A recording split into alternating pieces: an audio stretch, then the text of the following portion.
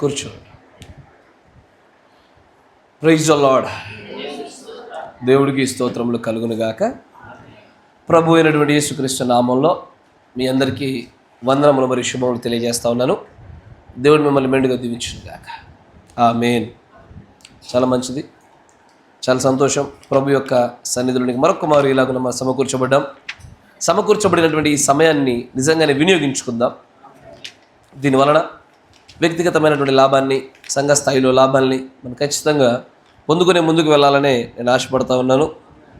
చాలా మంచిది. మనందరం కూడా మన పరిశుద్ధ గ్రంథాన్ని తెరిచి యోహాను రాసినటువంటి మొదటి పత్రిక, యోహాను రాసిన మొదటి పత్రిక 2వ అధ్యాయము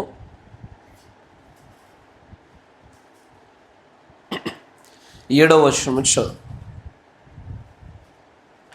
యోహాను రాసినటువంటి మొదటి పత్రిక 2వ అధ్యాయము 7వ వచనం నుంచి చూద్దాం. ప్రియులారా, మొదటి నుండి మీకున్న పూర్వపు ఆజ్ఞనే కానీ కొత్త ఆజ్ఞను నేను మీకు రాయటలేదు. ఈ పూర్వపు ఆజ్ఞ మీరు వినిన వాక్యమే, మరియు క్రొత్త ఆజ్ఞను మీకు రాయిచున్నాను. చీకటి గతించుచున్నది, సత్యమైన వెలుగు ఇప్పుడు ప్రకాశించుచున్నది గనుక అది ఆయన యందును మీ యందును సత్యమే.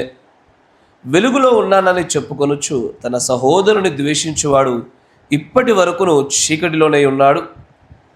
తన సహోదరుని ప్రేమించువాడు వెలుగులో ఉన్నవాడు. అతని యందు అభ్యంత కారణం ఏదీ లేదు. తన సహోదరుని ద్వేషించువాడు చీకటిలో ఉండి చీకటిలో నడుచుచున్నాడు. చీకటి అతని కనులకు గుడ్డితనము కలుగజేసెను గనుక తనెక్కడికి పోవుచున్నాడో అతనికి తెలియదు. చిన్నపిల్లలారా, ఆయన నామమును బట్టి మీ పాపములు క్షమింపబడినవి గనుక మీకు వ్రాయుచున్నాను.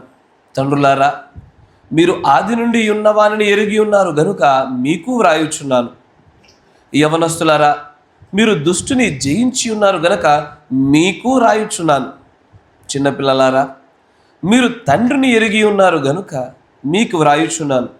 తండ్రులారా, మీరు ఆది నుండి ఉన్నవానిని ఎరిగి ఉన్నారు గనుక మీకు వ్రాయుచున్నాను. యవనస్తులారా, మీరు బలవంతులు, దేవుని వాక్యము మీ యందు నిలచుచున్నది. మీరు దుష్టుని జయించుచున్నారు గనుక మీకు వ్రాయుచున్నాను. ఈ లోకమునైనను లోకములో ఉన్న వాటినైనను ప్రేమింపకుడి.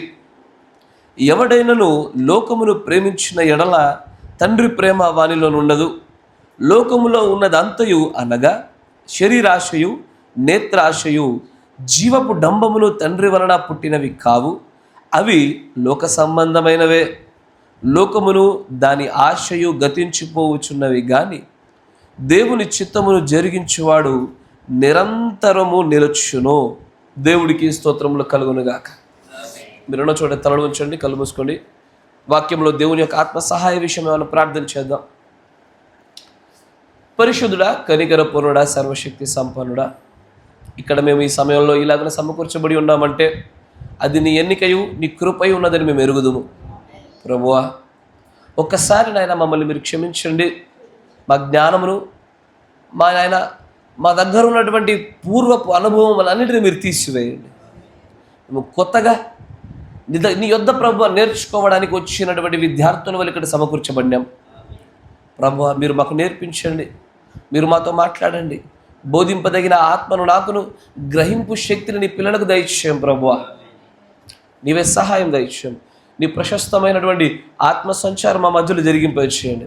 ఇద్దరికంటే ఎక్కువగా కూడుకుని ఉన్నటువంటి ఈ చిన్న సమూహంలో నీ ఆత్మ సంచారం మా మధ్యలో జరిగిస్తున్నారని మేము ఆశిస్తూ నమ్ముతూ విశ్వాసం చేత నాయన ఈ లేఖనముల వెంబడి నిజంగా నువ్వు ఏ ఉద్దేశ్యమునైతే మేము గ్రహించడానికి మీరు దాచి ఉంచారో వాటిని పొందుకున్నట్లుగా నాయన మా మనోనేత్రములు తెరవమని, మా ఆత్మీయమైన చెవులు తెరవమని ప్రభు అయిన యేసుక్రీస్తు నామములో ప్రార్థన చేయుచున్నాము. ఆమేన్. Praise the lord.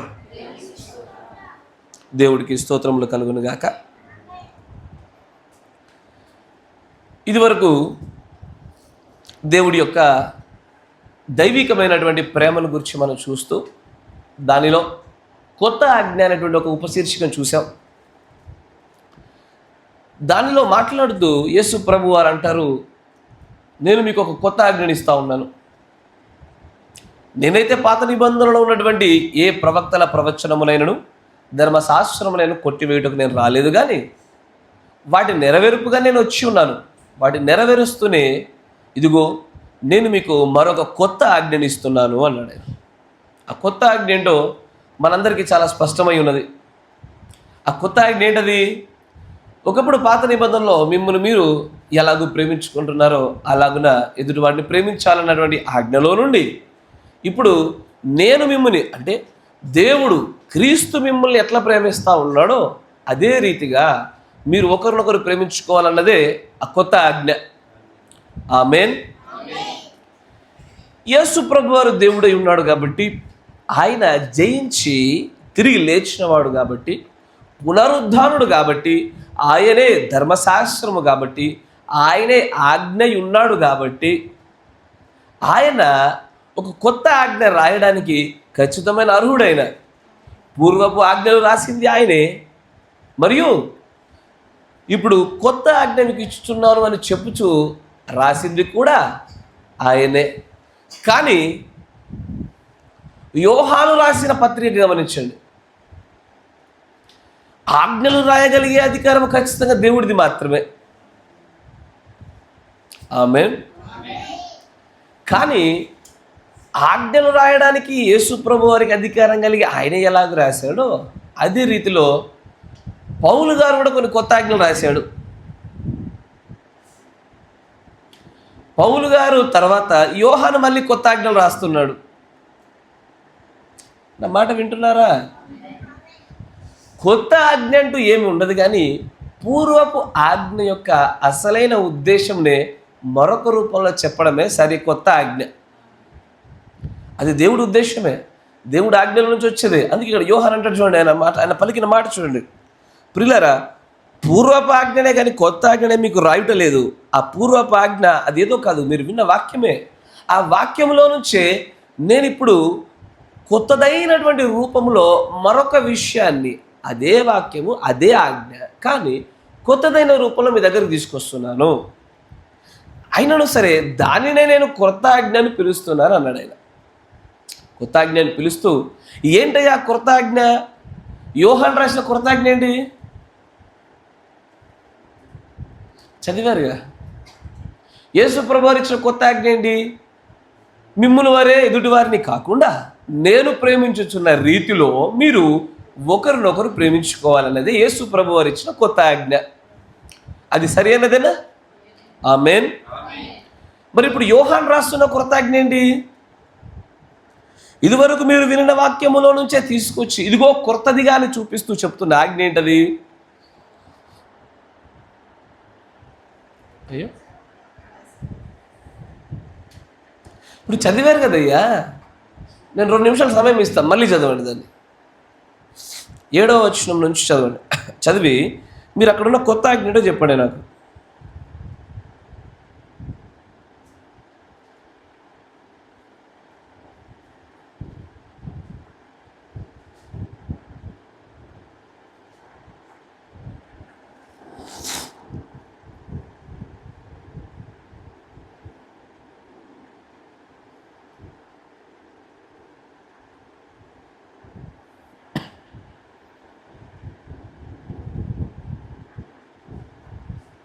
మొదటి యోహాను పత్రిక చదివారు ఎప్పుడైనా? చాలాసార్లు చదివారు.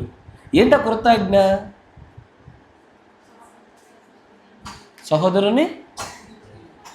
సహోదరుని కనుక ఒకళ్ళు ప్రేమిస్తే, నేను నా సాటి సహోదరుని ప్రేమిస్తే నేను వెలుగులో ఉన్నట్లు, ప్రేమించకపోతే చీకట్లో ఉన్నట్లు. As simple as that. అంతేనా? యేసు ప్రభు వారు చెప్పిన ఆజ్ఞ ఏంటంటే నా వల్లే మీరు ప్రేమించండి అన్నాడు. ఆయన ఆజ్ఞాపూరితంగా ఒక మాట చెప్పాడు. ఆ ఇదివరకు వినిన ఆ వాక్యంలో నుంచే మరొక ఆజ్ఞ బయటకు తీసుకొచ్చాడు. ఏంటంటే నువ్వు నీ సహోదరుని ప్రేమిస్తున్నావా? నువ్వు వెలుగులో ఉన్నావు. నువ్వు ప్రేమించడం లేదా ద్వేషిస్తున్నావా? చీకట్లో ఉన్నావు. మళ్ళీ చెప్తున్నాను జాగ్రత్తగా, ప్రేమిస్తున్నామంటే సరిపోదు, ప్రేమను వ్యక్తపరచాలా. వ్యక్తపరచకుండా ప్రేమిస్తున్నాను అనేరు, అది ఎక్కడికి లెక్కలోకి రాదు. ఆమేన్. అయితే ప్రేమించడము, అయితే ద్వేషించడం గురించి మాట్లాడాడు యోహాను. మధ్యస్థం గురించి ఏది మాట్లాడలే. అయితే ఒక వ్యక్తి నువ్వు ప్రేమిస్తావు లేదా ద్వేషిస్తావు, అంతే. అంటే నేను ఈ రూబెన్ బ్రదర్ని ప్రేమిస్తాను కానీ ఎక్కువ మాట్లాడను. రూబెన్ బ్రదర్ని ప్రేమిస్తాను కానీ నేను పెద్దగా పట్టించుకోలేండి. నాకు స్టీఫెన్ బ్రదర్ అంటే ప్రేమ లేదు, ద్వేషము లేదు, ఏదీ లేదు. నేను ఎక్కడ లేనట్లు, వాక్యంలో లేనట్లు, నేను వెలుగులో లేనట్లు. ఆయన కొత్తగా ఇస్తున్న ఆజ్ఞ చూడండి అయ్యా, జాగ్రత్త గమనించండి. కొత్త ఆజ్ఞ అన్నప్పుడల్లా చాలామంది ఈ విషయాలు అర్థం కావట్లే. ఇదివరకు వినిన దాంట్లో నుంచే అసలైన దేవుడు తీసుకురావాలనుకున్నటువంటి సంపూర్ణ సర్వసత్యాన్ని తీసుకురావడమే కొత్త ఆజ్ఞగా పలకరిస్తున్నారు అక్కడ. యేసు ప్రభు వారు ప్రేమనే ఆజ్ఞను చూపించిన, యోహాను ప్రేమనే ఆజ్ఞను చూపించిన, అన్నింటిలో కూడా అదే ఆ విషయం. నేను ఒకరిని ప్రేమిస్తున్నాను, నా సహోదర ప్రేమలోనే, దైవికమైన ప్రేమలోనే. నేను ఆ ప్రేమను చూపించట్లేదు. చూపించని ప్రేమ ఉన్నట్లేనా అయ్యా? ఇప్పుడు రూబేన్ గారు అన్నారు, బ్రదర్ మీ పిల్లలు పాడైపోతున్నారయ్యా, గద్దించండి, మీరు కోప్పడండి వాళ్ళ పైన అన్నాను. నేను కోప్పడుతున్నానయ్యా, మరి అయినా మారడం లేదే. కోప్పడుతున్నా కానీ చూపించట్లేదు. నేను కోప్పడుతున్నాను, చూపించట్లేదు. అది కోప్పడుతున్నట్టేనా? మార్పు వస్తున్నట్లేనా? నో. ఇక్కడ అదే రీతిలో ప్రేమిస్తున్నాను, ఎక్కడ చూపించాం మనము? ప్రేమను వ్యక్తపరచడానికి కొన్ని మార్గాలు ఉంటాయని చెప్పాను మీకు నేను. Either you have to spend some time, either you have to spend some material, అంతేనా? కాలముతోనో పదార్థముతోనో లేకపోతే మన యొక్క సర్వీస్ అంటే మన సేవలతోనో ఏదో ఒక రూపంలో మనం ఎదుటివారికి తెలియజేయకుండా మనం ప్రేమిస్తున్నాం అన్నటువంటి మాట అబద్ధమే. నేను నా కొడుకును ప్రేమిస్తున్నాను కానీ నా కొడుకు నేను తిండి పెట్టడంలా, వాడి అవసరత నేను తీర్చడంలే, అది ప్రేమ కాదు, అది కేవలం నోటి మాట. అది ఎస్ ఆర్ నో? అట్లాగే యోహాను గారు రాస్తూ ఆయన అంటాడు, తీసుకొస్తూ వినండి, ఇదివరకు వినిన వాక్యములో నుండి కొత్తదైన ఆజ్ఞ అంటూ చెప్తూ యవ్వనస్తులకు, ముసలివారికి, పురుషులకు, స్త్రీలకు, అందరికీ, తండ్రులకు, పిల్లలకు అందరికీ ఇగో మీకు రాస్తున్నాను, మీకు రాస్తున్నాను, మీకు రాస్తున్నాను అంటే ఆలోచించాడు ఒక మాట. ఎంతమందిని గురించి అయితే మాట్లాడాడో ఆయన అక్కడ మరొక విషయాన్ని చెప్తా ఉన్నాను. నేను ఈరోజు మీతో పాప నియమాన్ని గురించి మాట్లాడుతూ ఉన్నాను, కన్ఫ్యూజ్ కాకండి, అక్కడికి వెళ్తూ ఉన్నాం మనం. ఆయన పెద్దలను గురించి, చిన్నపిల్లలను గురించి, పూర్వపు జ్ఞానమును కలిగినటువంటి అత్యంత అనుభవజ్ఞుల గురించి పరిగణలోకి తీసుకొని ఆయన ఒక మాట అంటున్నాడు అక్కడ. ఆయన అంటున్నది ఏంటంటే, నేను మీ అందరికీ రాస్తున్నది ఒకటే, ఏంటది? మీరు ఈ లోకమును కానీ లోకంలో ఉన్న వాటిని కానీ ప్రేమించకండి. ఇది మరొక కొత్త ఆజ్ఞ. Praise the Lord. లోకమును కానీ లోకంలో ఉన్న వాటిని కానీ ఎన్నడూ కూడా ప్రేమించకండి. ఎందుకయ్యా? ఈ మాట ఇంతకుముందు ఎన్నడూ కూడా మీరు ఎక్కడ చూడరు. ఈ మాట ఇంతకు ముందు ఉన్నటువంటి దేవుని పరిశుద్ధులు మాట్లాడిన మాటల్లో అంతరార్థంగాను దాని యొక్క ఉద్దేశంగా ఇదే ఉంటుంది, కానీ ఈ మాట ఈ రూపంలో కనబడదు మీకు ఎక్కడ. అందుకని ఏమంటే, ఇదివరకు మీరు పూర్వం ఏ వాక్యములు విన్నారో ఆ వాక్యములలో నుంచి నేను కొత్తదైనటువంటి కొన్ని ఆజ్ఞలు ఇస్తున్నాను. ఎవరైనా సరే లోకమును కానీ లోకంలో ఉన్న వాటిని కానీ ప్రేమిస్తున్నట్లయితే వారిలో తండ్రి ప్రేమ ఉండదు. కరెక్టేనా? లోకమును కానీ లోకంలో ఉన్న వాటిని కానీ, లోకమునంటే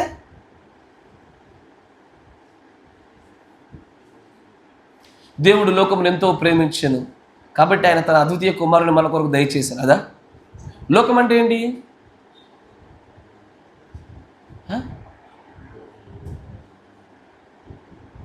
అసలు లోకంలో ఉన్న వాటిని అంటే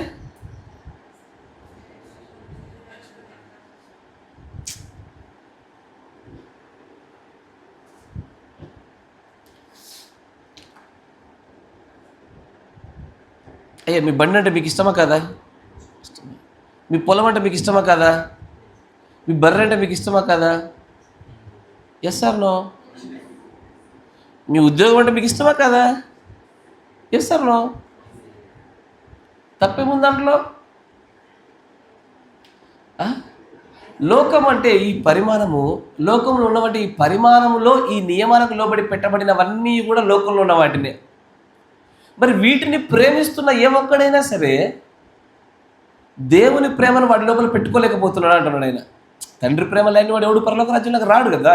without perfect love no one can enter into this అని దేవుడి యొక్క స్వరం చక్కగా విన్నాడు ఈ కాల ప్రవక్త. కరెక్టేనా? ఈ లోకంలో దేనైనా ప్రేమిస్తున్నామా?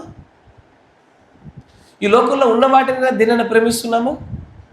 ప్రేమించడం అంటే ఏంటి? What is love? వర్తమానంలోకి పోవడానికి ఉపద్ఘాతల సమయం అవుతుంది. త్వరగా చెప్పండి, ప్రేమ అంటే ఏంటి అసలు? What is love? ప్రేమ అంటే ఏంటి? సాధారణమైన భాషలో చెప్పండి అయ్యా. ఇష్టపడము అంటే అంటే ఏంటయ్యా? ప్రేమించడం అంటే ఏంటి అసలు? దాని దగ్గరగా ఉండాలని కోరుకోవడము, అది మన దగ్గర ఉండాలని కోరుకోవడము, అది బాగుండాలని కోరుకోవడము, అంతేనా కదా? నేను సాధారణంగా లోకరీతిగా అడుగుతున్నాను ప్రేమ అంటే ఏంటని. ఈ పిల్లలంటే మీకు ఇష్టమేనా అంటే ఏంటి అమ్మా? ఇప్పుడు నేను వచ్చి బ్రదర్ని కొట్టా, నన్ను ఇష్టపడాడు ఆయన అంటే ఏంటి? నాతో ఉండడానికి ఇష్టపడతలేడు, నా వల్ల కంఫర్ట్గా లేడు ఆయన.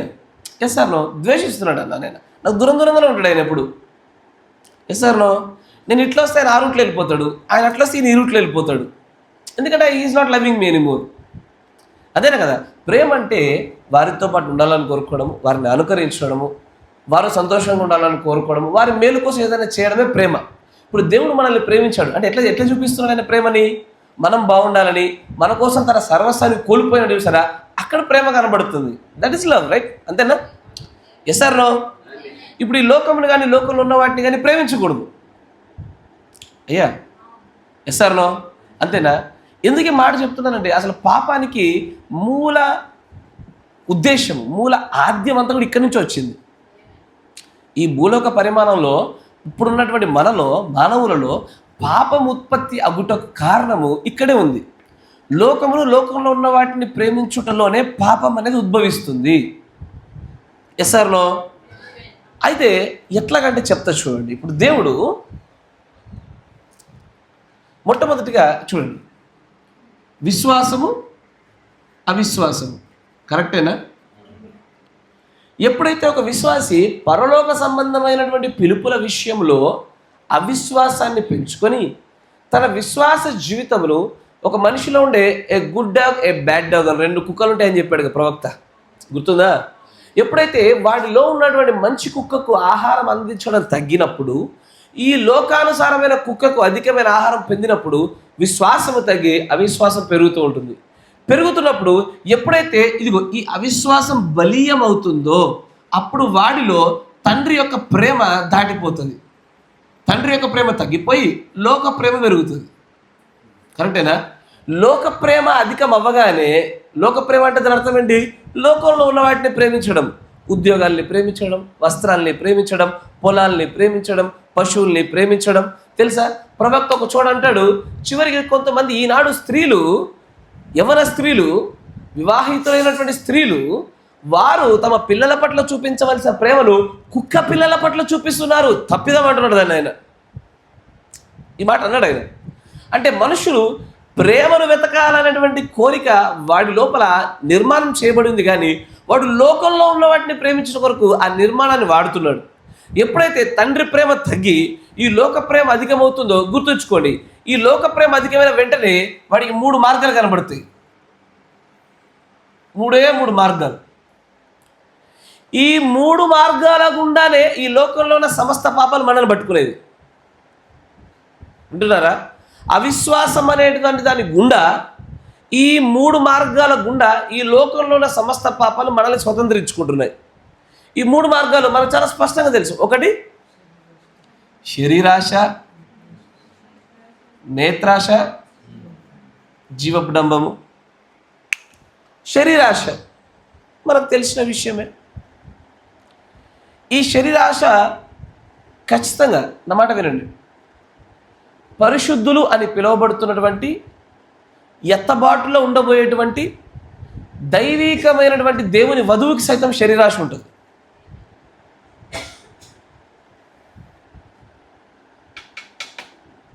నా మాట వినండి, కరెక్టేనా? వధువుకు సైతం శరీరాశ ఉంటుంది, వధువుకు సైతం నేత్రాశ ఉంటుంది, వధువుకు సైతము జీవపు డంబం ఉంటుంది. కానీ అది పరలోక సంబంధమైనటువంటి ఆ పరిమాణంతో కూడుకున్నది. మీకు ఎవరికి శరీరం మార్పు చెందుకోవాలి ఆశ లేదా? ప్రభు చూడాలని మీ కన్నులతో చూడాలని నేత్రాశ లేదా? అయ్యా, ఆ మహిమ శరీరం గురించి మీరు గొప్ప గొప్పగా మాట్లాడుకోనంటే లేదా? అరే ఎస్ సార్, ఎక్కడైనా సరే ఈ మూడింటికి ఉండాలి, పరలోకంలోనైనా భూలోకంలోనైనా. ఇప్పుడు నేను అక్షయమైన దేహాన్ని ధరించుకోవాలన్న శరీరాశ, పరలోక మన్న రుచి చూడాలన్న శరీరాశ. Yes or no? నాకు ప్రభువుని చూడాలి, ఆ మహిమను చూడాలి, ఆ బంగారు వీధులు చూడాలి, బంగారాన్ని తొక్కి తొక్కి సంపాల కింద నేత్రాశ. Yes or no?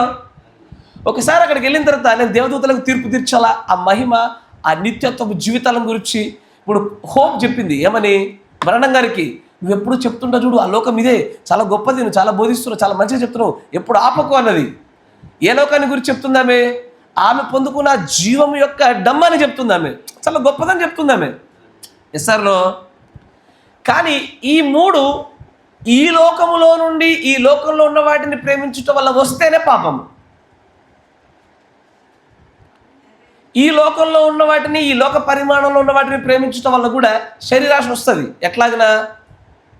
అందంగా కనబడాలని, వస్త్రాలు కట్టాలని, ఆభరణాలు పెట్టాలని, మేకప్లు వేయాలని, లేకపోతే ఆహార విషయంలోనే సరే, శరీర సంబంధ కలయిక విషయంలోనే సరే, ఇక్కడ శరీరాశ ఈ లోక సంబంధమైనదిగా వస్తుంది. ఈ నేత్రాశ ఈ లోక సంబంధమైనది ఉంటుందా? అద్భుతంగా ఉంటుంది. పొద్దున్నే లేవగానే ఇన్స్టాగ్రాములు, టిక్టాక్లు, ఇప్పుడు టిక్టాక్ బ్యాన్ అయింది కాబట్టి బతికిపోయినారు, కానీ యూట్యూబ్లు, వాట్సాప్లు, అంతేనా? కొంతమంది శరీరాశలు విచిత్రంగా ఉంటాయి, సార్ నేత్రాశలు విచిత్రంగా ఉంటాయి. ఇద్దరు కొట్టుకుంటే తప్ప వాళ్ళ కనులకు పండగ కనబడదు.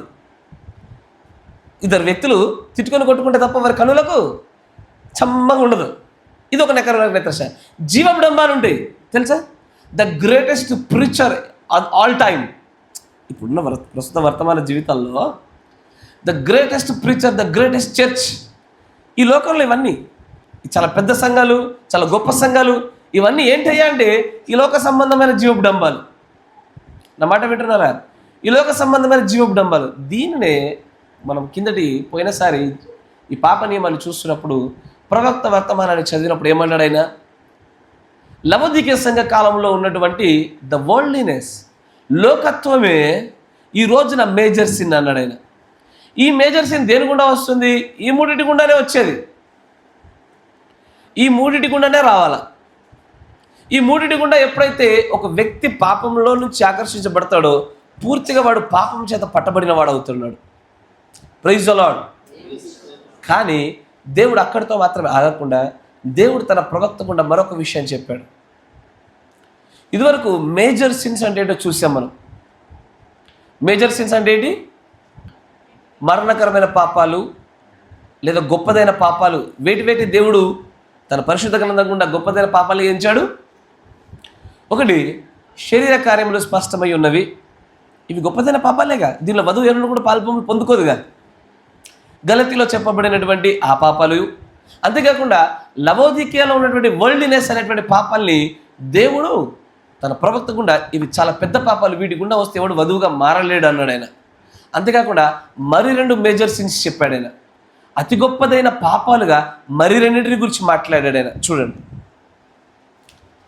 65 నా మాట వినండి. 4 వర్గాలలో మనం కేవలము పరిశుద్ధుల వర్గాన్ని చూసాం, కొంత మట్టుకు బుద్ధి లేని కన్యకలను చూసాము. ఇప్పుడు మనం వర్గాలను చూచట్లేదు, మేజర్ సిన్స్ని మైనర్ సిన్స్ని చూస్తున్నాం, పాప నియమాన్ని చూస్తున్నాం. దాన్ని గమనించండి. 65-0123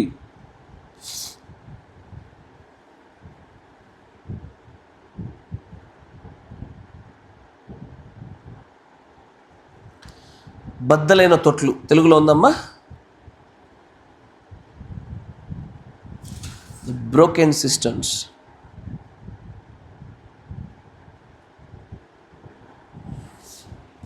తెలుగులో ఉందా? ఉంటుంది. బద్దలైన తొట్లు ఉందా? Broken systems. దాంట్లో 38వ పేరాలో చూడండి, అంటాడైనా, we find out here that the Israel is accused by the prophet. ఇక్కడ మనం కనుగొనినట్లయితే ప్రవక్త ద్వారా ఇజ్రాయేల్ ప్రజలు నేరారోపణ చేయబడుతున్నారు. ఎట్లాగా? When God had ordain him and sent him out. ఆ ప్రవక్తను దేవుడు ఎప్పుడైతే ఆజ్ఞాపించి పంపించినాడో అతడు వచ్చి ఇజ్రాయేళ్ల పైన 2 నేరాలు మోపుతున్నాడు. 2 నేరాలు. ఈ వర్తమానం అంతా ఈ 2 నేరాలపైన ఆధారపడి ఉంటుంది. జాగ్రత్తగా గమనించండి. They were accused of 2 major since. ఏంటది? వారు ఫోన్ కింద పెట్టండి, అందరూ ఫోన్ పక్కన పెట్టండి, బుక్స్ పక్కన పెట్టండి. మీరు మాట్లాడుతున్నప్పుడు బోధకుడిని చూడలేకపోతున్నప్పుడు, బోధకుడితో పాటు కలిసి నడవలేకపోతున్నప్పుడు ఎందుకు ఆ పనికిమాల విషయాలు, ఎందుకు ఆ పనికిమాల ఉద్దేశాలు మీలో? ఇదివరకు ఛాన్సాలు చెప్పాను నేను మీకు. మీరు రాసుకోండి. నేను చెప్తున్నప్పుడు నన్ను చూడండి. ఇక నేను చెప్తున్నప్పుడు ఫోన్లు చూసుకొని చదువుకున్న దానికి ఇక్కడ రావాల్సిన అవసరం లేదు. నేను రోజు పొద్దున్న ఎర్లీ మార్నింగ్ నేను వాట్సాప్ గ్రూప్లో కొటేషన్లు పెడితే ఇంటి దగ్గర చదువుకుని ఇంటి దగ్గర కూర్చోండి. ఇక ఆ పని చేసేయండి. ఇక చదువుకునే దానికి ఇంటి దగ్గర రావడం దేనికి? ఇంటి దగ్గర చదువుకోవచ్చు కదా. వీడికి వచ్చిందే దేవుడు ఒక వ్యక్తిని నిలబెట్టి మాట్లాడతాడు, ఆ మాటలు విందామని వచ్చారుగా. మళ్ళీ వీడికి వచ్చి చదువుకోవడం దేనికి? ఇళ్ళల్లో ఏం చేస్తున్నారు? చదువుకుంటున్నారా? వీడికి వచ్చి ఏం చేస్తున్నారు? చదువుతున్నారు. ఆడ చదువుడు, ఈడ చదువుడు. ఎప్పుడు వింటారు? అట్లా కాదు కదా. ఇదివరకు 10 సార్లు చెప్పే ఆ విషయాన్ని నేను కొటేషన్ చూపించినాక ప్రధానమైన ఉద్దేశం మీరు రాసుకోండి. నేను చెప్తున్నప్పుడు ఫాలో అవ్వండి. నేను మాట్లాడుతున్నప్పుడు వినాలి కదా, దాని వివరణ మీకు అర్థం కావాలి కదా అంటారు. చూడండి, they were accused of 2 major since. 2 అతి పెద్దదైనటువంటి అత్యంత ఘోరమైన 2 పాపముల చేత ప్రవక్త ద్వారా ఇజ్రాయేల్ ప్రజలు నేరారోపణ చేయబడుతున్నారు. 2 అతిపెద్ద పాపాలు. అవి మైనర్ సిన్స్ కావు, చిన్న చిన్న పాపాలు ఎంచబడలేవు. చాలా పెద్దదైన పాపాలు. ఎంత పెద్దదంటే ఆ పాపాలు మరణాన్ని తీసుకొస్తాయి. ఆ పాపాలు దేవుడి ప్రజలుగా ఉండకుండా కొట్టివేయబడినట్లుగా చేస్తాయి. అంత అతిపెద్ద పాపాలు అవి. చూడండి, ఆయన అంటాడు, and we want to talk on these 2 things. ఈ 2 విషయాల గురించే నేను మాట్లాడాలనుకుంటున్నాను.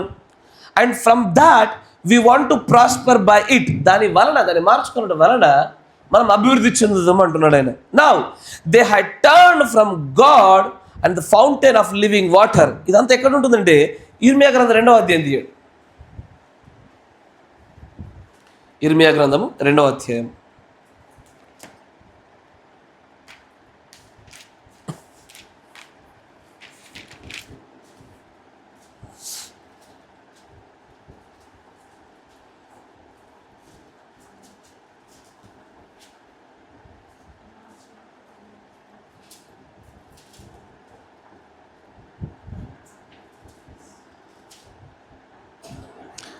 ఇర్మియా గ్రంథం 2వ అధ్యాయం 13వ వచనం చూడండి. ఆయన అంటాడు, నా జనులు 2 నేరములు చేసి ఉన్నారు. ఏంటది? 1, జీవజలముల ఊటైన నన్ను విడిచి ఉన్నారు. తమ కొరకు తొట్లను, అనగా బద్దలై నీళ్లు నిలవని తొట్లను తొలిపించుకొని ఉన్నారు. ఇవే 2 కారణాలను ఈ కాల ప్రవక్త తీసుకొచ్చి ఆయన అంటాడు, ఈ రోజుకి కూడా ఈ 2 మేజర్ సిన్స్, ఈ 2 బలీయమైనటువంటి తప్పిదాల్ని విశ్వాసులు చేస్తూనే ఉన్నారు. 1, జీవజల ఊటైనటువంటి దేవుణ్ణి వదిలినారు. తమ కోసం వాళ్ళు బద్దలై ఉన్నటువంటి తొట్లను తొలగించుకున్నారు. దానిలో నీళ్లు నిలవలేవు. ఇదివరకు తిమోతి పత్రికలో మాట చూపించాను, మీకు జ్ఞాపకం ఉన్నదా? అనేకుల యొక్క విశ్వాస ఓడలు బద్దలైపోయాయి. బద్దలైనటువంటి ఓడ ఎలాగున నీళ్ళపైన తేలియాడదో అదే రీతిగా బద్దలై ఉన్నటువంటి తొట్లు తొలిపించుకున్న వారి తొట్లలో కూడా నీళ్లు నిలవవు. నీరు దేనికి సాదృశ్యము?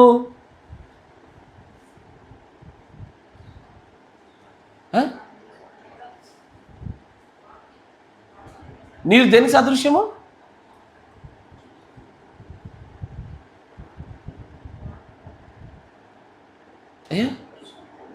నీరు పరిశుద్ధాత్మకు సాదృశ్యము. బైబిల్లో నీరు చాలా వాటికి సాదృశ్యాలయ్యా. నీరు జనములకు సాదృశ్యము. నీళ్ళలో నుంచి జనముల్లోంచి ఒకటి బయటకు రావడము. నీరు పరిశుద్ధాత్మకు సాదృశ్యము. నీరు వాక్యానికి సాదృశ్యము. Yes or no? నీరు నీరు కడగడానికి సాదృశ్యము. Yes or no? నీరు అనేకమైన విషయాలకు సాదృశ్యం. ఇక్కడ నీరు దేవుని ఆత్మకును దేవుని యొక్క వాక్యానికి సాదృశ్యం. నిత్యము ఊరేటువంటి జీవజలముల ఊటైనటువంటి దేవుని యొక్క ఆయన స్థితిని, ఆయన ఉపస్థితిని, ఆయన ఆత్మను వదిలి వెళ్ళుట అనేది ఒక పెద్ద పాపము. రెండవది ఆ నీళ్లు నిలుచుకోవడానికి, కాపాడుకోవడానికి పెట్టుకోలేకుండా ఉన్నటువంటి బద్దలైనటువంటి తొట్లు పెట్టుకున్నారు. ఎంతమంది ఇదివరకు ఈ బద్దలైన తొట్ల వర్తమానం చదివారు? సరే, పుట్టినప్పటి నుంచి, ఈ మధ్యకాలంలో ఒకటి చదవడు కానీ సరే. ఇప్పుడు జీవజల ఊటైన దేవుణ్ణి వదులుట అంటే ఏంటి? ఎందుకంటే ఈ మేజర్ థింగ్స్ తెలుసుకోవాలా. దీని గురించి పౌలు గారు కూడా జీవము గల దేవుని విడిచిపోవునట్టు దుష్ట హృదయం మీలో ఉందేమో జాగ్రత్త చూసుకోండి అంటాడు ఆయన. ఎందుకంటే one of the major sin అది, చాలా భయంకరమైన పాపం.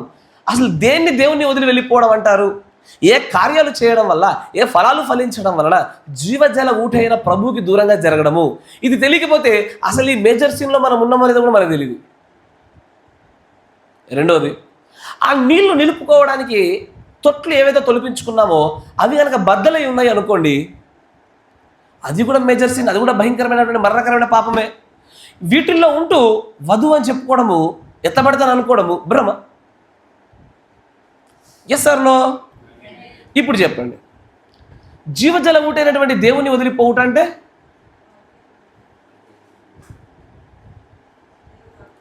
అయ్యా వాక్యాన్ని వదిలిపోవడం ఎలా అంటే? ఇప్పుడు మన సంఘంలో ఉన్నారా? మనలో జరుగుతుంది అది. వాక్యాన్ని వదిలిపోవడం అంటే అచ్చా, మీ దృష్టిలో దేవుని వదిలిపోవటం అనగా దేవుని వదిలి అన్యత్వంలో కలిసిపోవడము అట్లా? వాక్యమును తృణీకరించుట. Yes or no? దేవుడు ఏ ప్రత్యక్షతల్ని తీస్తున్నాడో ఆ ప్రత్యక్షతలు అంగీకరించారు చాలామంది. దేవుడు ఏ వాక్యాన్ని తీస్తున్నాడో ఆ వాక్యాన్ని తీసుకోలేరు అందరూ. ఒకటి, అక్కడ ఉన్న రెండు పాపాలు సింపుల్గా మీకు అర్థమయ్యే భాషలో చెప్పాలంటే, ఒకటి తీసుకోలేకపోవడము, రెండు తీసుకొని దాన్ని కాపాడుకోలేకపోవడం. చాలా సులభమైన భాషలో మీకు అర్థమైనట్టు చెప్పాలంటే, దీన్ని బ్రోకెన్ సిస్టమ్స్ అనేటువంటి వర్తమానం గుండా దేవుడు తన ప్రవక్త గుండా ఇది ఇజ్రాయెల్ చేసినటువంటి అత్యంత భయంకర రెండు అతిపెద్ద పాపాలు, ఈ రెండు పాపాలు నేటికి కొనసాగుతున్నాయి ఈ వర్తమాన సంఘాలలోనూ. ఇప్పుడు ఉన్న 2024 సంవత్సరం వరకు కూడా కొనసాగుతూ విశ్వాసులు వస్తూనే ఉన్నాయి. ఒకటి, ప్రత్యక్షతల్ని గ్రహించకపోవడము పాపమే. ప్రత్యక్షపరచబడిందని నిలుపుకోలేకపోవడము పెద్ద పాపమే. Yes or no? నేను మిమ్మల్ని ప్రశ్న అడుగుతా, దేవుడు తన యొక్క జీవజల ఊటైనటువంటి తన ప్రత్యక్షతను సంపూర్ణంగా పట్టుకోగలుగుతున్నారా?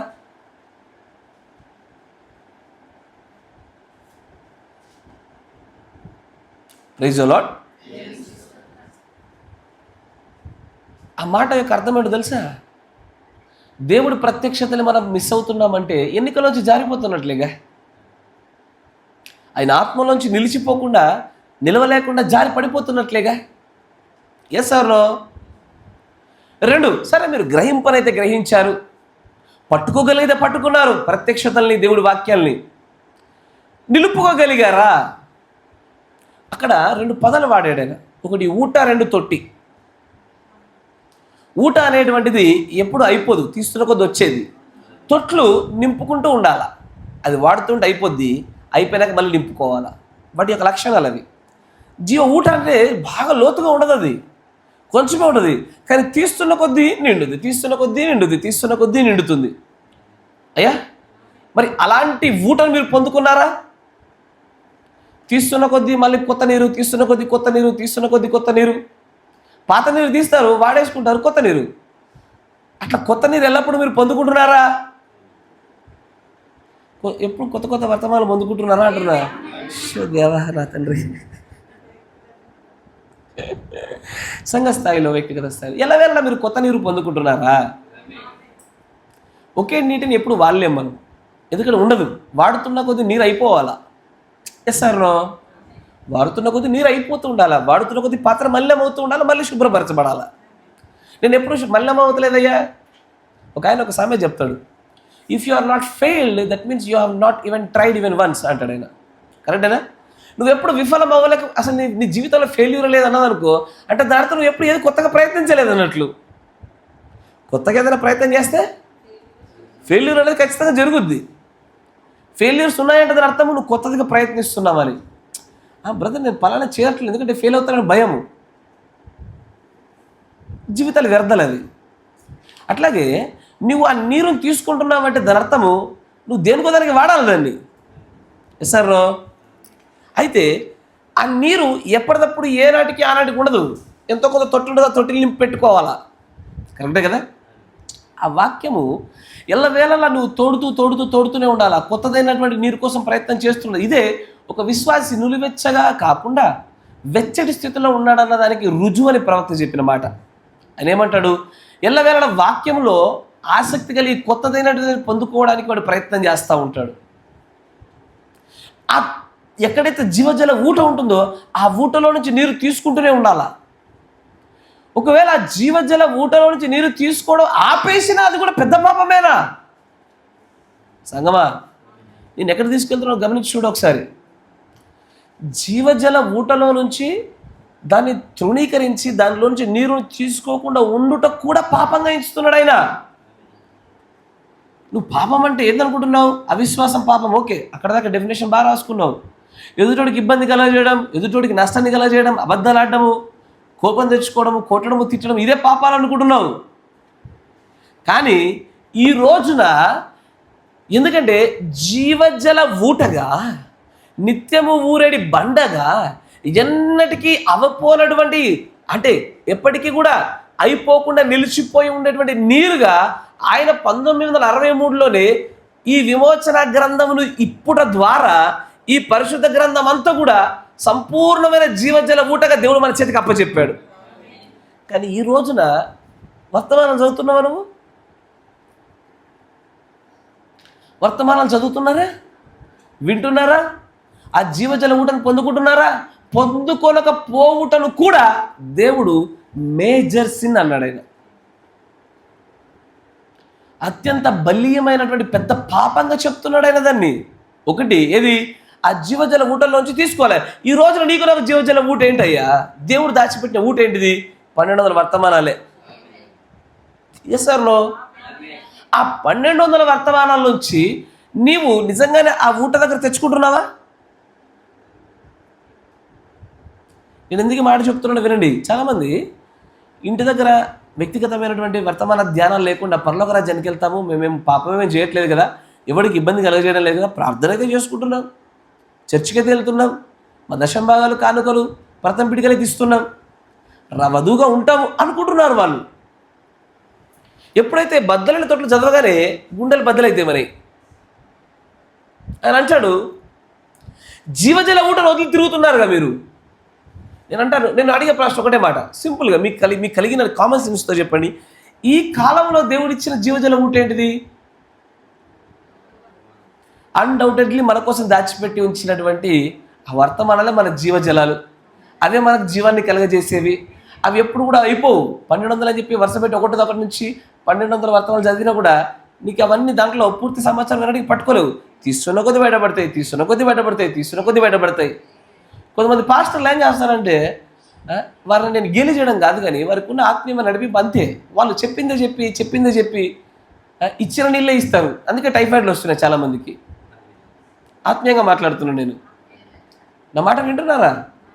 నీళ్ళు అధికంగా ఒక చోట నిలిచి ఉన్నాయి అనుకోండి, అక్కడ ఏముంటాయి? ఈగలు, దోమలు వస్తాయి, బ్యాక్టీరియా పెరుగుతుంది, అనారోగ్యం వస్తుంది. నో, ఫ్రెష్ వాటర్ కావాలా.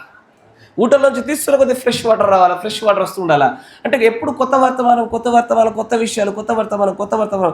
ఈ 1200 వర్తమానాలు ఈ కాలమున మనమున్న జీవసిస్తున్న గడియలో దేవుడు పెట్టినటువంటి జీవజలముల యొక్క ఊటలు అవి. నేను అడుగుతున్నాను, ఆ ఊటలు నువ్వు చేయి వేస్తున్నావు రోజు? నీ పాస్టర్కుండా కాదు, నీ వ్యక్తిగతంగా చెప్పు నాకు. నువ్వు వేయుట మానేసినప్పుడు ఆయన అంటాడు, the prophet has accused the Israelites with 2 major since. వర్తమానాలు చదవని నీ పైన ఈ కాల ప్రవక్తే నీ పైన నేరారోపణ చేస్తున్నాడు ఆయన.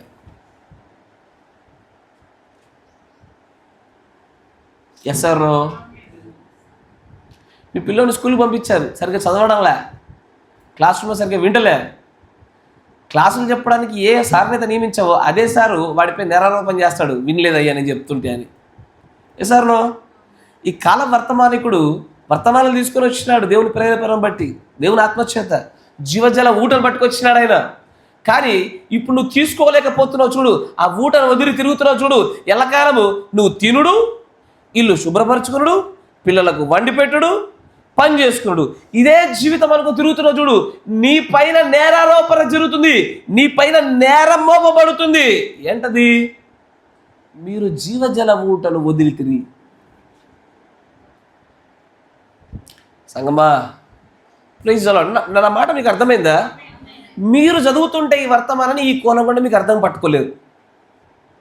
మీరు బద్దలైన తొట్లు మీరు చదివితే ఈ కోణం కూడా మీకు అర్థం. అందుకే నేను ఏమంటానంటే, మీరు వ్యక్తిగతంగా మీరు చదవండి, దేవుడు మీకు ఒక కోణాన్ని ఇస్తాడు, ప్రవక్త గుండా ఇచ్చిన కోణం. నీ కాపరి దగ్గర జాగ్రత్తగా విను. అక్కడి నుంచి ఈ గడియలో ఇప్పుడున్నటువంటి ఈ తేదీన ఈ రోజున అవసరమైనటువంటి ఈ ప్రత్యక్షత మనకిస్తాడు. 2 మేజర్ సిన్స్ అన్నాడు ఆయన. ఇది అత్యంత భయంకరమైన పాపం అన్నాడు ఆయన. ఆ రోజున జీవజల ఊట ఏంటి? ఇజ్రాయేల్ తోసేసింది ధర్మశాస్త్రము. ఆ ధర్మశాస్త్రాన్ని వివరించు వచ్చుచున్న ప్రవక్తలను, వాళ్ళే జీవజల ఊట పట్టుకొని వస్తున్నటువంటి వ్యక్తులు వాళ్ళు. ధర్మశాస్త్రము, ఆ ధర్మశాస్త్రంలో దేవుని యొక్క ఉద్దేశం ఏంటో బయలుపరచడానికి వచ్చినటువంటి ప్రవక్తలు ధర్మశాస్త్రాన్ని వదిలేశారు. అప్పటికి ప్రవక్తలు వచ్చి యెహోవా ఇలాగ సెలవిచ్చుచున్నాడు, ఇశ్రాయేలారా మీరు మారు మనస్సు పొందండి, యూదా వంశస్థులారా మీరు యాకోబు వంశస్థులారా దేవుడి వైపు తిరుగుడు అంటే ఎవడు వినలే. ఈ రోజున అలాంటి ప్రవక్తలు లేరు. ఈ రోజున వ్యత్యాసమైన ప్రవక్త ఒక ఆయన వచ్చాడు. ఆయన పాత నిబంధన ప్రవక్త లాంటి వాడు కాదు, నూతన నిబంధనమైన ప్రవక్త లాంటి వాడు కాదు, కొత్తదైన ప్రవక్త. ఈ ప్రవక్త గుండా దేవుడు నిత్యము ఊరేటువంటి జీవజల బూటను తీసుకొచ్చాడు.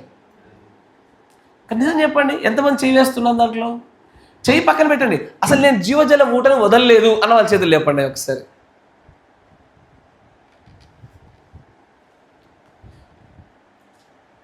వర్తమానం చదవకుండా ఒక దినం గడుస్తుంది, కానీ తిండి తినకుండా ఒక దినం గడుస్తలేదు. ఆత్మీయంగా ఒక మాట చెప్పలే, పని చేయని వాడు ఆహారానికి పాత్రుడు కాదు. పౌలు గారు అన్నారా? ఏ పని? భౌతికంగా పని చేయని వాడు భౌతికంగా ఆహారం తినొద్దు, ఆత్మీయంగా పని చేయని వాడు ఆత్మీయంగా కూడా ఆహారం తినొద్దు. వాడు దేనికి అర్హుడు కాదు వాడు. ఇక్కడ భౌతికమైన దానికంటే ఆత్మీయమైనది చాలా బలమైనది. ఎస్ఆర్నో? ఇక్కడ భౌతికమైన పని చేయకపోయినా పర్లేదు, కానీ ఆత్మీయ పని చేయకపోతే భౌతికమైన తిండి తినడానికి కూడా అర్హుడు కాదు వాడు. ఎందుకంటే తినను దేవుని కోసం తినాలి, తినకపోయినా దేవుని కోసమే తినాలి. కాబట్టి రోమా 14 ప్రైజ్ ది లార్డ్. మీరు తినే ఆహారము ఏది చేసుకోకపోతే పక్కింటళ్ళు ఈమె ఏం చేయట్లేదు అనుకుంటుందని చేస్తున్నారా? అచ్చా మా పిల్లలకి ఆకలి అవుతుందని చేస్తున్నారా? దేనికోసం చేస్తున్నారు? తిన్నా ప్రభు కోసమే. ఈరోజు తినట్లేదు మనం. ఎస్ఆర్నో? దేనికోసము? ప్రభు కోసము. నిన్న తిన్నాము దేనికోసము? ప్రభు కోసమే. ఎస్ఆర్నో? చాలామంది స్వరాలు లేస్తలేవు. ఆపేద్దున ముగిద్దునా? దేవుని స్తుతించడానికి ఎందుకే మీ నోర్లు మూస్తారు? అదే మీ బర్రె గొర్రె ఉరికితే బలి అరుస్తారు మళ్ళా అని. ఆ గొంతు ఇప్పుడు రాదు దేవుని దగ్గర, పూర్ణ బలం రాదు. ఆడైతే బలం వస్తుంది. Praise the Lord. జాగ్రత్త. ఆ బద్దలను తొట్లనే వర్తమానంలో 2 మేజర్ సిన్స్ గురించి మాట్లాడే, 2 అతిపెద్ద పాపాల గురించి మాట్లాడుతుంటే నీటికవే జరుగుతున్నాయిగా. ఈ రోజున అదే చేడు చూసుకుంటుందిగా. ఆ పాప నియమము చూడండి అయ్యా, ఈ విషయాలు గమనించండి. ఇప్పుడు నేను చెప్తున్న ఈ 2 మేజర్ సిన్స్ని ఈ వర్తమానం గుండా ఇప్పుడు మనకున్నటువంటి ఈ కాలంలో ఆపాదించుకొని చూస్తుంటే ఇది సంఘశాఖడు కూడా అంగీకరించాడు దాన్ని. వాడికి అర్థం కాదు ఈ పాప నియమము. ఎందుకంటే వాడు బుద్ధి లేని కన్యకయు మిగిలిన 3 కేటగిరీలో ఉన్నాడు, కానీ వధువు అనే కేటగిరీలో లేడు. కాబట్టి ఈ నియమాలు వాడికి వర్తించవు. ఈ నియమం మనది. ఈ నియమము ఈ వర్గం సంబంధించి మన వర్గానికి సంబంధించింది. కాబట్టి మన నియమాలు మాట్లాడుతున్నాం మనం. నిజంగా జీవజల ఊటను ఎక్కడ పట్టుకుంటున్నాము? చదువురాని వాళ్ళు ఉన్నారు, కనీసము తెలుగులో వర్తమానాలు పెట్టుకుని వినొచ్చు కదా ఫోన్లలో. చదువు రాకపోతే తెలుగులో వర్తమానాలు పెట్టుకోవాలని వినాలిగా. కానీ ఈ వర్తమానాలు మీరు ప్రతి దినము ఆ జీవజల ఊట నుంచి కనుక మీరు తీసుకోకుండా దాన్ని తృణీకరించి దూరం జరిగిన ప్రతి ఒక్కరు కూడా దేవుడు అంటాడు మీరు 2 నేరాలు చేశారు. దాంట్లో మొట్టమొదటిది మీ పైన నేరారోపణ చేస్తూ ఉన్నా. మీరు ఈ ఊటను మీకోసం ఇస్తే మీరు వాడుకోరా? మీకు తెలుసా, ఊటను కనుక వాడుకోకపోతే ఊట పాడైపోతుంది. దానిపైన మలినమైపోతాయి నీళ్ళు, నిలువ ఉండి ఉండి ఉండి ఉండి పాడైపోతాయి. అట్లా మీకోసము ఈ కాల ప్రవక్త 1200 వర్తమానాలు తీసుకొచ్చాడు. మీ యొక్క సంఘానికి సంబంధించిన కాపరి ఇప్పటికి 400 వర్తమానాలు తీసుకొచ్చాడు. తెలుసా మీకు? మన వర్తమానాలు 400 వర్తమానాలేని.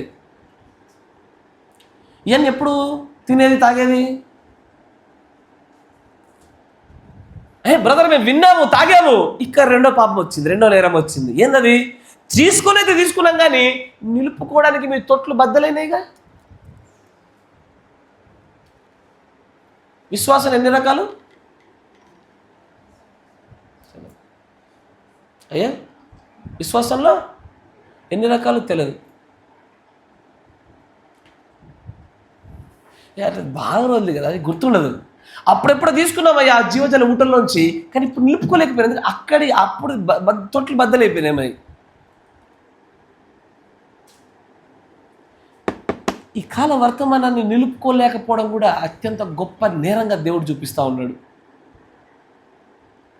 రాసుకోండి అంటే కొంతమంది గర్వాంధులు ఒకటి చదువు రానని రాసుకోలేరు, వాళ్ళు వేరే విషయాలు, వాళ్ళు ఏమనలే మనం. గర్వాంధులు రాసుకుంటే ఎక్కడ చిన్న పిల్లలం అయిపోతాం, మాకు ఎక్కడ తెలియదు అనుకుంటున్నారు. కానీ దాని వెనకాల అర్థం చెప్తా చూడండి. బైబిల్తో పాటు ప్రవక్త ఇట్లా కన్కార్డెన్స్ అనే ఒక పుస్తకం ఉంటుంది. దాంట్లో ప్రేమ అనగానే ప్రేమకు సంబంధించిన లేఖనాలు అన్నీ ఉంటాయి. అట్లా బైబిల్ కన్కార్డెన్స్ ఒకటి వాడేది, ఒక నోట్స్ పెట్టుకునేది, నోట్స్ రాసుకొని వచ్చేది. ఆయన చాలా వర్తమాలు అంటాడు, నా దగ్గర ఇక చాలా లేఖనాలు ఉన్నాయి, నేను వాటిని చూపించాలా, కానీ సమయం లేదు అంటాడు ఆయన. ఎస్ఆర్నో? మరి కొంతమంది పాస్టర్లు అయితే బైబిల్ మేము రాసుకొని చెప్పాం, మేము పరిశుద్ధాత్మ నడిపిపోతే చెప్తామంటారు. బైబిల్ అంతా చిత్తు కాయిదాలక రాసి పెడతారు. మళ్ళీ ఎప్పుడు అట్లా బైబిల్ చూసారు ఎప్పుడన్నా? పైన కింకు కింద కింకు అటొక గడ్డగితే ఇటొక గడ్డగిట మార్కరు, అది బైబిలా ఏంద్రాడు అయినా అర్థం కాదు. రాసుకున్నది డైరెక్ట్ పుస్తకాలు మంచి నీట్గా రాసుకుంటే ఏం పోయేది? అంటే జనాల ముందు బిల్డప్. ఏం బిల్డప్? చూడకుండా చెప్తున్నాం బిల్డప్. చూడకుండా చెప్పడం ఏంద్రా బాబు? అది it's just capacity of memory అంతే. జ్ఞాపక శక్తికి సంబంధించిన విషయం, ప్రత్యక్ష సంబంధించిన విషయం కాదు అది. లేఖనాల యొక్క రిఫరెన్స్ను గుర్తుపెట్టుకోవడము జ్ఞాపక శక్తికి సంబంధించింది, ప్రత్యక్షతకు సంబంధించింది కాదు అది. ఈ రెండింటి మధ్య వ్యత్యాసం తెలియకుండా ఇష్టమానుసారంగా తీర్పు తెచ్చినారు. వర్తమానాలను నిలుపుకోలేకపోయినారు, వర్తమానాలు దాచిపెట్టుకోలేకపోతున్నారు. నా మాట వింటున్నారా? వర్తమానాల్ని క్లియర్గా ఉందా? వర్తమానాల్ని నిలుపుకోలేకపోయారు. నేను అడుగుతాను, ఇంతవరకు చాలా వర్తమానాలు విన్నారు కదా. నేను రావడానికంటే ముందు అవ్వచ్చు, నేను వచ్చిన తర్వాత అవ్వచ్చు. ఒకసారి ఆ నేరం మీ పైన మోపబడకుండా ఉండడం కొరకు ఒకసారి మిమ్మల్ని మీరు ఆత్మ పరిశీలన చేసుకోండి. నిజంగా నా వర్తమానం నిలుపుకున్నారా? ప్రార్థన వర్తమానం చెప్పాను, నిలుపుకున్నారా? పాటిస్తున్నారా? ప్రేమన వర్తమానం చెప్తాను, నిజంగా ప్రేమను చూపిస్తున్నారా? సనుక్కోవద్దన వర్తమానం చెప్పాను, సనుక్కోకుండా ఉన్నారా? అయ్యా,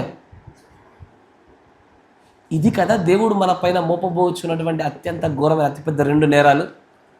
these are the 2 major since.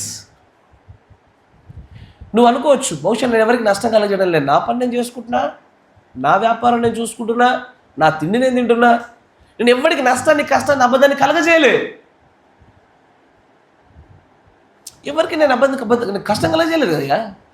కానీ ప్రేమ వర్తమానం విన్నావు, నిజంగా ప్రేమించడం మొదలు పెట్టావా? ఆ ప్రేమ అనేటువంటి ఆ జీవజల ఊటను నిజంగా నీ తొట్లో నిలుపుకున్నావా? బద్దలైన నీ తొట్లు. వర్తమానం అర్థమవుతుందా? Praise the Lord. It is not only about staying beside that fountain of life. ఆ జీవజల ఊట దగ్గర నుంచి తెచ్చుకోవడం పెద్ద విశేషం కాదు, అంటే తెచ్చుకోవడం మాత్రం గొప్ప విషయం కాదు అక్కడ దేవుడి దృష్టిలో. చాలామంది ఏం చేస్తారు, అందుకే అంటున్నాను నేను, చాలామంది విషయంలో వర్తమానాలు చదువుతారు, రోజు 10 గంటలు ప్రార్థన చేసుకోండి మీరు, ఐ డోంట్ కేర్. అది మాత్రమే దేవుడు చూసేది కాదు. ఎన్ని వర్తమానం చదవండి, at the end of day నువ్వు నిలుపుకున్నావా? నీ తొట్లలో నువ్వు పాటించావా? నువ్వు కనీసం సనుక్కోవడం నాకు జయించగలిగావా?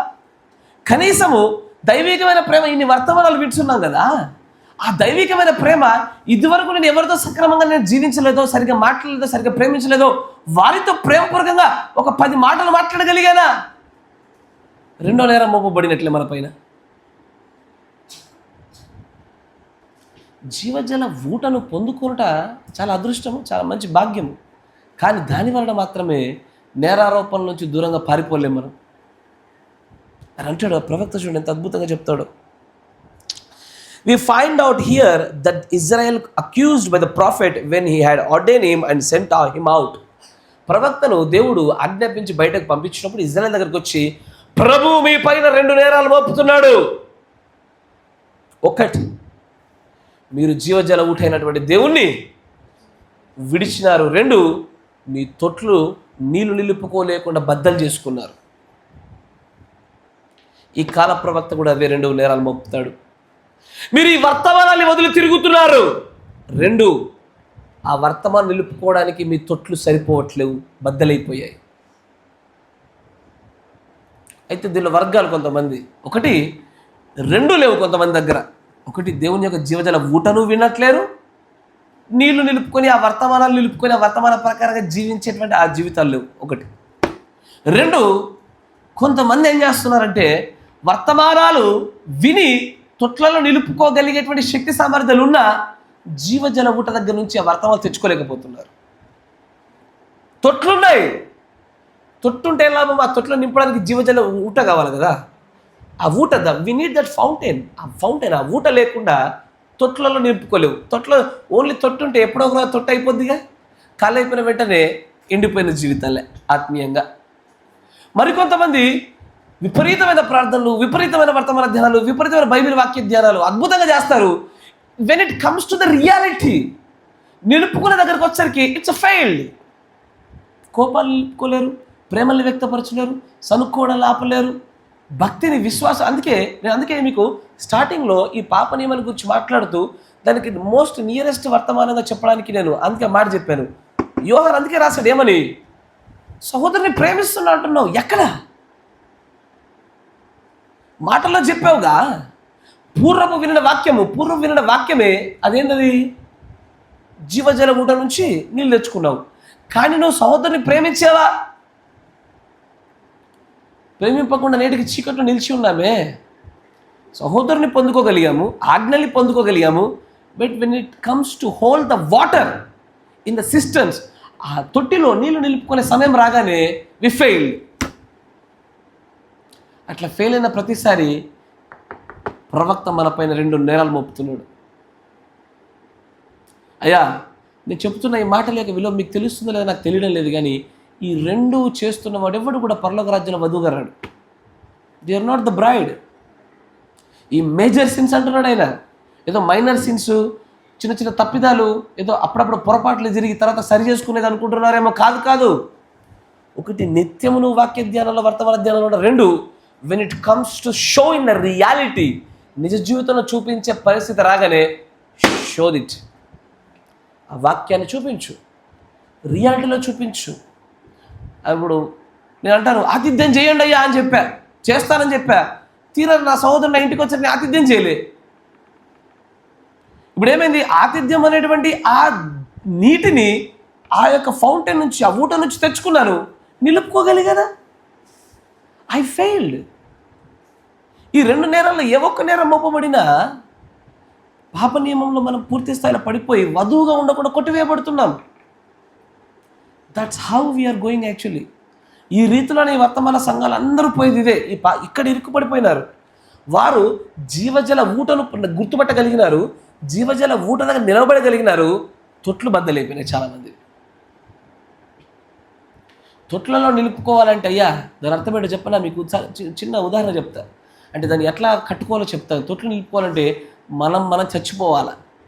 ఎదుటోడు తిట్టినా దులిపేసుకొని పోగలగాల, ఎదుటోడు మనల్ని అవమానించిన దులిపేసుకొని పోగలగాల, ఎదుటోడు మనకు అన్యాయాన్ని కలగజేసిన దులిపేసుకొని పోగలిగే స్థితిలో ఉన్నప్పుడు ఎదుటోడి పైన మనం ప్రేమ చూపించగలుగుతాము. మనం ఏ జీవజల ఊటనైతే పొందుకున్నామో దాన్ని తొట్లలో నిలుపుకొని దాన్ని చూపించగలుగుతాం, వాడుకోగలుగుతాం. సంగమా, నేను నీతో నేరుగా చెప్తున్నా, నువ్వు ఎన్నడూ కూడా వర్తమానం చదవడానికి ఆసక్తి కలిగి ఆ ఊట దగ్గర నువ్వు నిలవలే, నువ్వు జాగ్రత్త నరకంలో పడబోతున్నావు తొందరలోనే. నేను మీ అందరికీ చెప్తున్నా, వ్యక్తిగతంగా చెప్తున్నా. నువ్వు ఖచ్చితంగా నరకంలో పడతావు. నువ్వు వర్తమానాలు వినకుండా ఆ ఊట దగ్గరికి వెళ్ళి ఆహారం కొత్తగా నీరు కొత్తగా తెచ్చుకోకపోతున్నంత కాలము నీకు 10 మంది పిల్లలు ఉంచుకో, 10 గొర్రెలు పెట్టుకో, 10 ఉద్యోగాలు చేసుకో, నీకు ఊర్లో 10 మంది పెద్దల చేత మంచి పేరు తెచ్చుకో, నువ్వు ఖచ్చితంగా నరకంలోకి వెళ్తావు. ఎందుకంటే ఇది మేజర్ సిన్, అది అత్యంత భయంకరమైన పాపం. 2, వినిన వాక్యము ఖచ్చితంగా నీ తొట్టిలో నిలుపుకోవాలి, నీ హృదయంలో నిలుపుకోవాలి. దాన్ని నిలుపుకోవాలంటే పాటించుటే. అది జరగనేటువంటి ఏ స్థితిలో ఉన్న ఏ మానవుడైనా సరే, నా మాట జాగ్రత్తగా వినండి, అతని పైన మోపబడుతున్నటువంటి అనదర్ మేజర్ సిన్, అత్యంత భయంకరమైన మరొక పాపం అది. ఈ 2 పాపాలు నేరాలు మోయబడినా సరే వాడు పరలోక రాజ్యంలోనికి రాడు. నా మాట వింటున్నారా? Praise the Lord. ఈ రెండింటిలో నుంచి మిమ్మల్ని మీరు కాపాడుకునే ప్రయత్నం చేయండి. నా మాట వింటున్నారా? అందుకే ఈ రోజున చాలామంది కాపరులు కానీ, చాలామంది సంఘాలు కానీ ఈ ఎంటెంబెస్లో మనకి చాలా గొప్ప సంఘాలు, గొప్ప కాపరులము, కాపరుడు ఇంకో కాపరులు గ్రేటెస్ట్ పాస్టర్, గ్రేటెస్ట్ అది, గ్రేటెస్ట్ చర్చ్ అని చాలా జీవబుడంబలు ప్రయత్నిస్తూ ఉన్నారు, ఆ విధంగా మాట్లాడుతున్నారు. వాళ్ళేమి అన్యులు వాళ్ళ ఈ లోక సంబంధమైనటువంటి విషయాలు ప్రేమించడం వలన వచ్చిన జీవబుడంబములు ఎలాగునో ఇక్కడ భక్తి అనే పేరులో తెచ్చుకున్న జీవబుడంబాలు ఇవి. వీటికి వ్యత్యాసం ఏం లేదు దేవుడి దృష్టిలో. ఎందుకంటే భక్తి చేయవాడు ఎల్లప్పుడు కూడా తనతో తగ్గించుకొని ఉంటాడని దేవుడు చెప్తా ఉంటాడు. ఆమెన్. మీకు సుంకరి యొక్క ప్రార్థన గుర్తుందా? ఆడేం చేశాడు సుంకరి? నేను దశంభాగం ఇస్తున్నా, అక్కడ తనలే నేను ఈ పాపి వల్లే కాకుండా నేను ప్రత్యేకంగా ఉన్నా అనుకుంటాడు వాడు. దాన్ని దేవుడు ఎన్నటికీ అంగీకరించాడు. వాడు ఎప్పటికి కూడా దేవుడికి అంగీకరించబడు. అర్థమవుతుందా? నేను మీలాగా కాదు, నాది వ్యత్యాసము, నేను అంగీకరించబడను. నో, ఎప్పటికీ ఆ సుంకరి ప్రార్థన చూస్తూనే అర్థం కావాలి. నేడు జీవబుడంబముల విషయంలో కూడా ఈ వర్తమాన సంఘాల్లో అదే ఒక్కడే పడిపోయినారు. నేను మిగిలిన వాళ్ళ వల్లే కాదు, నేను ఆ పాపి వల్లే కాదు, నేను పాపిలా కూడా పాపం చేసి పాపం కోసం, వాళ్ళందరూ పాపం చేసి పాపం కోసం ప్రార్థన చేస్తున్నారు. ఆ వాక్యాలు వాళ్ళు గుచ్చుతాయి, నాకు గుచ్చవు. ఎందుకు? నేను చేయలేదు తప్పు, నాకు అర్థం కాదు, నేను ఆ విషయంలో ఎప్పుడు దూరలేదు. అనేకులకు తెలియకుండానే సుంకరులు అయిపోయినారు ఈ భక్తిలో, ఈ వర్తమానంలో. అది కూడా చాలా వర్తమానాలు విని వాక్యం అనే పరిజ్ఞానము, ఆ జ్ఞానం సరిగ్గా తెలుసుకొని ప్రత్యక్షతలు పొందుకుని వాళ్ళకి అర్థమైంది ఎంత భయంకరమైన పరిస్థితి అది. సంగమా, నేను ఈరోజు నీ పాప నియమంలో మీకు చూపించాలని ఒక 2 విషయాలు. అది ఈ 2 మేజర్ సిన్స్లో మీరు పడకండి. ముఖ్యంగా బ్రైడ్ ప్రైడ్లో పడకండి, వధువు యొక్క గర్వంలో పడకండి. వధువు యొక్క గర్వంలో పడ్డవాడు ఎవడు కూడా. ఎందుకంటే ఈ సృష్టిలోనే మొట్టమొదటి పాపం ఉత్పత్తి అయిందే గర్వం, సాతాను గారి దగ్గర. బ్రైడ్ ప్రైడ్లో మీరు పడ్డారా? నన్ను నమ్మండి, ఖచ్చితంగా లేఖన ప్రకారం చెప్తా ఉన్నా, వధువుగా రాలేరు మీరు పరలోక రాజ్యంలోకి. Every time show yourself as nothing. నువ్వు ఏమీ కాదు, నేను దేనికి పాత్రుని కాదు. మన సంఘంలో ఒక వ్యక్తి భయంకరమైన పాపాలు చేస్తున్న వ్యక్తిగా ఒకడు ఉన్నా కూడా అతనికంటే నేను చెడ్డవాడిని అనుకోవాలి, అంతే. నువ్వు ఇట్స్ బికాస్ ఆఫ్ గ్రేస్ మనకు నిలబడ్డాము. ఒకసారి ఆయన కృప మన పై నుంచి తొలగించడం అనుకోండి, ఆ సంఘంలో అత్యంత ఘోరమైన పాపాలు చేస్తున్న వ్యక్తి కంటే ఘోరమైన పాపాలు చేస్తావు నువ్వు. ఈ రోజున మన పాపాలు చేయకుండా నిలబడగలుగుతున్నామంటే మన గ్రేట్నెస్సా? It's just a grace. చాలామంది శోధించబడుతున్నారు, అలాగే శోధించబడలేకపోతున్నాడు. గ్రేస్ నా క్రియల వల్ల, నా విశ్వాసం వల్ల జరిగింది కాదు, అది కృప వల్ల జరుగుతున్న కార్యాలు అవి. ఆ కృప ఎప్పుడు ఎగిరిపోతుందంటే ఘనతను మనకు అప్పచెప్పుకున్నప్పుడు, ఎదుటివని తక్కువ చేసి మాట్లాడినప్పుడే మన పైన కృప ఎగిరిపోతుంది. Will lose the grace. ఈ 2 నేరాలు మీ పైన మోపడకుండా చూసుకొని, పాప నియమంలో చాలామందికి తెలియకుండా ఈ వర్తమాన సంఘాలలో ఎక్కువ మంది చిక్కుబడిపోతున్నటువంటి అతిపెద్ద నియమాలు ఇవి 2. 1, నిత్యము ఊరేటువంటి ఆ నీటి దగ్గర మీరు ఉండండి. 2, ఆ నీళ్లు నిలుపుకోవడానికి తొట్లు గట్టి కట్టుకోండి, మీ హృదయాలు బలంగా నిలుపుకోండి. God bless you. మోకరించండి, ప్రార్థన చేసుకుందాం. ప్రార్థన సమయాన్ని ఎక్కువ గడుపుదాం.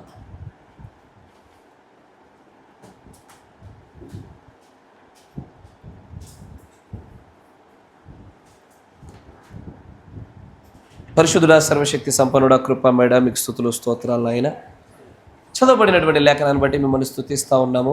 అవును ప్రభువా, శరీరాశ, లోకాశంలో, నేత్రాశ, జీవబుడంబములు, ఈ 3 అవిశ్వాసం గుండా ఎలాగైనా మనుషుల్ని తండ్రి ప్రభు చెరపడతా ఉన్నాయో మాకు తెలియకుండానే ఈ లోకంలో ప్రభువా ఏ విధముగానైతే 2 అతిపెద్ద పాపములు ఒకప్పుడు ఇజ్రాయేలుల పైన నీ ప్రవక్త ద్వారా మోపబడిన రీతిగానే నేడు మా పైన కూడా ఎలాగ మోపబడుతున్నాయన్న విషయాన్ని నేడు ఈ ప్రపంచం చూడలేకపోతుంది. కానీ ఈ చిన్న మందనైతే ప్రభువా నువ్వు ప్రేమించి వీరికి బయలుపరిచావు. ఆ బద్దలైన తొట్ల గుండా నువ్వు మాట్లాడుతూ ప్రభువా ఈ రెండు అతి గొప్ప భయంకరమైనటువంటి ఈ పాపములలో నుంచి ఈ సంఘానికి విడుదల దయచేయండి. ఈ సంఘము ఇంకా ఏ విషయంలోనైతే బలహీనంగా ఉన్నదో ఆ విషయములలో మీరు ఆనందపడులాగా వీరు జయించలాగా సహాయం దయచేయండి. వీరు ప్రేమిస్తున్నా అంటున్నారు కానీ వ్యక్తపరచకుండా విఫలం అవుతున్నారు. ఆయన ద్వేషించట్లేదు అంటున్నారు కానీ క్రియల్లో ద్వేషాలు కనబడతా ఉన్నాయి. సనగట్లేదు అనుకుంటూనే ప్రభువా అనేకులతో సనుగులలో ఉన్నటువంటి మమ్మల్ని మీరు క్షమించండి. కనికరం చూపండి. ఆ పాప నియమాల్ని కనుక మేము నిజంగా మేము చదవకపోతే, మేము గ్రహించలేకపోతే, దేన్ని పాపంగా మీరు ఎంచుతున్నారో, ఏది నియమంగా మాకు పెట్టబడి ఉన్నదో ఆ నియమాలను మేము గ్రహించి దానికి అనుగుణంగా మమ్మల్ని మేము కాపాడుకున్నట్లుగా మేము నడవకపోతే ప్రభు నీ రాజ్యంలో నుంచి మేము తప్పిపోతాము గనుక దయచేసి మమ్మల్ని ఒకసారి జ్ఞాపకం చేసుకోండి ప్రభు. నాయన మాలో ఉన్న దోషాలు తీసివేయండి, మాలో ఉన్న పాపాలు కడిగివేయండి ప్రభు. ఇప్పటి వరకు మాకు తెలిసి తెలియకుండా సుంకరలాగా మేము ప్రవర్తించి ఉన్నాం నాయన. ప్రభువా మా దోషాలు మీరు క్షమించండి. మాకు మేము నీతిమంతులం అనుకుంటున్నాం ప్రభువా, మాకు మేము మంచివారం, మాకు మేము గొప్పవారం అనుకుంటున్నాం ప్రభువా. కానీ నాయన మా యందు ఏ పాపము లేదని ఒకటి అనుకున్నట్లయితే వాడు దేవుణ్ణే అబద్ధికుని చేస్తున్నాడు అంటున్నావు నాయన. ఆయన అవును తండ్రి, మేము పాపలం ప్రభువా, నువ్వు దేనికి పనికిరాని వారం నాయన. నీ కృపయ మమ్మల్ని కాపాడి నిలబెట్టి స్థిరపరుస్తున్నది. నీ ఎన్నికను బట్టి మేము ఇలాగ నడవగలుగుతున్నాం ప్రభువా. నాయన మా మధ్యలో అనేకులుగా ఉండవలసిన వారు ప్రభువా ఈ రోజున నాయన వాక్యమును ఎన్నుకున్నట్టుకు బదులుగా లోకాన్ని ఎన్నుకున్నారు ప్రభు. వారు తెలిసి తెలియక చేసినటువంటి ఆ తప్పిదాలను క్షమించండి ప్రభు. ఆయన కనికరం చూపండి. ప్రజలు నాయన ఏది విత్తుతారో దాన్ని కోస్తారంటున్నావు. భక్తిని విత్తినప్పుడు భక్తిని కోస్తారంటున్నావు నాయన. లోకాన్ని విత్తితే లోకాన్ని కోస్తారంటున్నావు. ఈ లోకంలో ఉన్న వాటిని ప్రేమించకూడదు అంటున్నావు నాయన. ఇది కొత్తదైన ఆజ్ఞగా చూపిస్తా ఉన్నావు ప్రభు. సహోదరుని ప్రేమించకపోతే, ఆ ప్రేమను వ్యక్తపరచకపోతే నువ్వు చీకటిలోనే ఉన్నవారం అంటున్నావు ప్రభు. అయినా ఈ విషయాలు వినుటకు ఎంత సరళంగా ఉన్నాయో పట్టుకున్నటకు అంత లోతైనవి కనుక నీ ప్రియమైన పిల్లలకు గ్రహింపు శక్తి చేత వీటిని పట్టుకునే భాగ్యం వారికి దయచేయండి నాయన. మధ్యాహ్న కాల సమయంలో మరలా మేము సకాలంలో సమకూర్చబడలాగున మీరు కృప చూపించమని, మమ్మల్ని బలపరచమని, స్థిరపరచమని, అన్ని విషయాల్లో కూడా మమ్మల్ని జ్ఞాపకం చేసుకోనమని ప్రభు అయిన యేసుక్రీస్తు నామంలో ప్రార్థన చేయుచున్నాము. ఆమేన్. Praise the lord. God bless you. దేవుడు మిమ్మల్ని దీవించును గాక. మంచిది. 2:30 గంటలకే అందరూ కూడా సకాలం